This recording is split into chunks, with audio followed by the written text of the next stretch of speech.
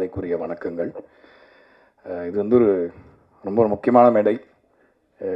நான் மதிக்கிற ரொம்ப ரெஸ்பெக்ட் பண்ணுற பல கிரியேட்டர்ஸ் ஒரே மேடையில் உட்காந்துருக்காங்க. அவங்க எல்லாருக்கும் என்னுடைய வணக்கம்.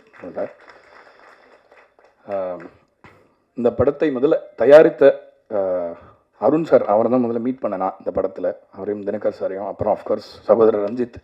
முதல்ல நன்றி சொல்லிக்கிறேன் இந்த படத்தில் எனக்கு பணியாற்றுறதுக்கு வாய்ப்பு கொடுத்தது. ஏன்னா ஆக்சுவலாக முதல்ல இந்த படம் வந்து அவங்க செட்டப் பண்ணியிருந்தது வந்து அவங்க ஒரு ஐடியாவில் இருந்தாங்க. அப்புறம் வந்து நான் ரொம்ப சில விஷயம் நான் வந்து இன்னும் கொஞ்சம் புஷ் பண்ணி பண்ணுறேன் அப்படின்னு சொல்லி சில ரிசோர்ஸஸ் கேட்கும்பொழுது அதுக்கு முகம் சொல்லிக்காமல் இந்த படம் வந்து ரொம்ப நல்லா வரணும் அப்படின்னு சொல்லி அதையெல்லாம் அனுமதித்து என்னுடைய சில முன்ன பின்ன கொஞ்சம் வேலைகள்லாம் கொஞ்சம் தள்ளி போனால் கூட க்ரியேட்டிவ் ஃப்ரீடம் கம்ப்ளீட்டாக கொடுத்து இந்த படத்தை வந்து என்னுடைய முழு திருப்திக்கு என்னை பண்ண அனுமதிச்சதுக்கு அவங்களுக்கு நன்றி சொல்லிக்கிறேன். இந்த மேடையில்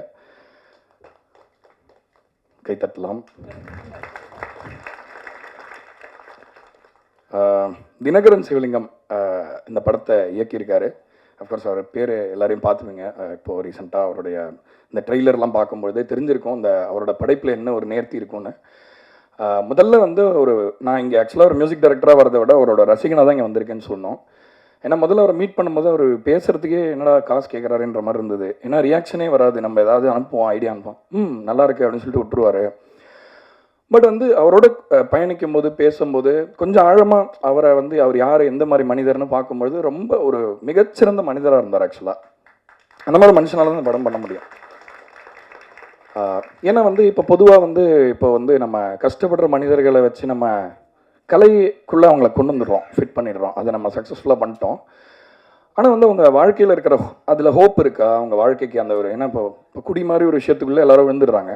இப்போ என்னோடய ஃப்ரெண்ட்ஸே சில பேர் வந்து ஐ லாஸ்ட் தெம் டு இட், அந்த பழக்கத்துக்கு. இப்போ அந்த ஒரு குழியில் விழுந்தால் அந்த டனலுக்கு ஏதாவது ஒரு எண்ட் இருக்குமா?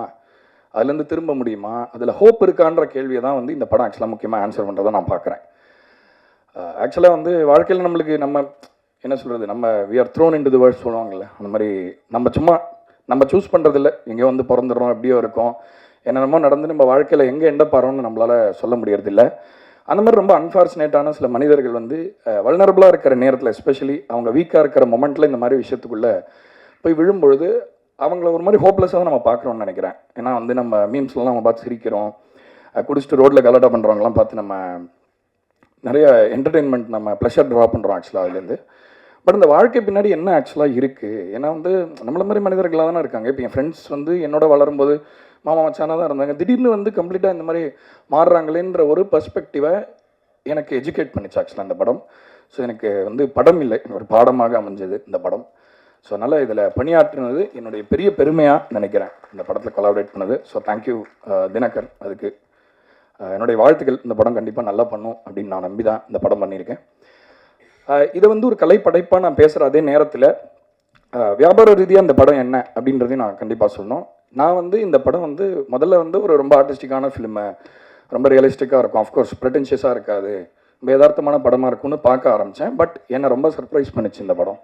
அவ்வளோ என்டர்டெய்னிங்காக. ஏன்னா இப்போ வந்து ஒரு விஷயத்தை நம்ம சொல்ல நினைக்கிறோம், ஒரு சமுதாயத்தில் அதை எடுத்து வைக்கிறோம் அப்படின்னா பொதுவாக எல்லாரோட ரியாக்ஷன் என்னவா இருக்குன்னா, எதுக்குங்க இந்த மாதிரி விஷயத்தை நான் பார்க்கணும், ஏன் நான் அன்கம்ஃபர்டபுளாகி ஏதாவது ஒரு விஷயத்தை புரிஞ்சுக்கணும் அப்படின்னு சொல்லி இப்போ நிறையவே கேட்குறாங்க. இப்போ நான் சில அந்த மாதிரி படைப்புகள் இன்வால்வ் ஆன போது முதல்ல வந்த கேள்வி வந்து, எதுக்கு சும்மா இருக்க மாட்டீங்களா நீங்களாம், ஏதாவது பண்ணிட்டே இருக்கீங்க அப்படின்னு கேட்குறாங்க. ஸோ இந்த படம் வந்து எல்லாரையும் இந்த விஷயத்தை வந்து மக்களை என்டர்டெயின் பண்ணியும் சொல்ல வேண்டிய ஒரு கட்டாயத்தில் இந்த படம் இருக்குது. அதை வந்து ரொம்ப அருமையாக கையாண்டிருக்கார் இயக்குனர், நான் நினைக்கிறேன். அது கண்டிப்பாக நான் பாராட்டணும். ஏன்னா இன்றைக்கி இருக்கிற வர்த்தக சூழ்நிலையில் ஒரு நல்ல படைப்பை வெற்றிகரமான படைப்பை மாற்றுறதுக்கும் நம்மளுக்கு எல்லாருக்குமே பொறுப்பு இருக்குது. அந்த பொறுப்பையுமே உணர்ந்து அவ்வளோ சிறந்த ஒரு படமாக, ஒரு கம்ப்ளீட் படமாக இதை ஆக்குனது எனக்கு ரொம்ப நான் பார்த்து பிரமிச்ச ஒரு விஷயமா இருந்தது. அதே மாதிரி இந்த படத்தில் பாடலாசிரியர்களை பற்றி கண்டிப்பாக நான் பேசணும். என்னோட உமாதேவி மேடம் அவர்கள் அவ்வளோ சிறந்த ஒரு எழுத்தாளர்னா, ஃபஸ்ட்டு நான் கபாலியில் அவங்க எழுதின பாட்டை கேட்டுட்டு அவங்களுக்கு ஃபோன் பண்ணி ரொம்ப நேரம் பேசிகிட்டு இருந்தேன். அவ்வளோ ஒரு ஃபயர் மாதிரி இருக்குது அவங்களோட ரைட்டிங். நாங்கள் இன்னொரு படத்தில் கூட ஒர்க் பண்ணோம், பட் அதுக்கு இன்னும் கொஞ்சம் இன்னொரு ரெக்கக்னிஷன் கிடச்சிருக்கலாம்னு தோணுச்சு. கண்டிப்பாக இந்த படத்தில் பண்ண பாடலுக்கு அது கிடைக்கும் நான் நம்புகிறேன். ரொம்ப பெருமை அடைகிறேன் உங்களோட கொலாபரேட் பண்ணதுக்கு. அதே மாதிரி ஜோக்கரில் எனக்கு முன்னாடி ரமேஷ் வைத்தியா ஐயா ஒரு பாட்டு எழுதியிருந்தார். இந்த படத்துலையும் ஒரு பாட்டு எழுதியிருக்கு. நீங்கள் கேட்ட அந்த பாட்டு போடலை இல்லைங்க, ஓகே ஓகே இன்னும் போடலை. ஸோ ரொம்ப ஒரு அருமையான அசோசியேஷன். எனக்கு செல்லம்மா பாடும்போது எனக்கு ரொம்ப சர்ப்ரைசிங்காக இருந்தது. ஏன்னா முதல்ல அவர் எனக்கு எழுதின பாட்டு ரொம்ப அப்படியே ஆப்போசிட் பாட்டாக இருந்தது. பட் ரொம்ப ஒரு பயங்கர மல்டி ஃபேசட்டடாக நான் ஒரு ரைட்டர், ரொம்ப நான் என் மரியாதைக்குரிய ஒருவர். ஸோ அதனால் ரொம்ப நன்றி சார், தேங்க்யூ. அண்டு அறிவு ஒரு பாட்டை அவர் எழுதி பாடியிருக்காரு இந்த படத்தில். அவரை வந்து நான் வந்து ரேப் சிங்கராக ரொம்ப ஃபேமஸ் தான், பட் அவர் ஒரு பாடகராக நான் யூஸ் பண்ணணுன்ற முயற்சியை திரும்ப எடுத்துக்கிட்டு இருக்கேன். ரொம்ப அருமையாக பாடியிருக்காரு இந்த படத்தில் ஒரு பாட்டு. இந்த பாட்டு ஆல்ரெடி ரிலீஸ் ஆகிருக்கு. அதே மாதிரி பாக்யம் சங்கர் அவர்களுக்கு என்னோட நன்றி, அவர் ஒரு பாட்டு எழுதியிருக்காரு. அதே மாதிரி தனிக்கொடி ஐயா வந்திருக்காரா இங்கே? ஐயா வணக்கம். வணக்கம். சாரி நான் அவங்கள பார்க்கல. அவர் ரொம்ப அருமையான ஒரு பாட்டு எழுதியிருக்காரு. ஆக்சுவலாக அதை போடுவாங்கன்னு நினச்சேன் இன்றைக்கி, பட் அது ஏதாவது கதையை ஏதாவது அவுட் பண்ணிவிடுமோ என்னன்னு தெரியல. ஸோ அதனால் அது போடலை. ஸோ பணியாற்றிய இசைக்கலைஞர்கள் எல்லாருக்குமே நன்றி. இங்கே நேரம் நிறைய இல்லாதனால எனக்கு அப்புறம் நிறைய இன்னும் அறிவார்ந்த நிறைய பேர் இங்கே பேச காத்துட்டு இருக்கிறதுனால நான் எல்லாரையும் தேங்க் பண்ண முடியல. இந்த ஒரு தேங்க்ஸோட முடிச்சுக்கிறேன்.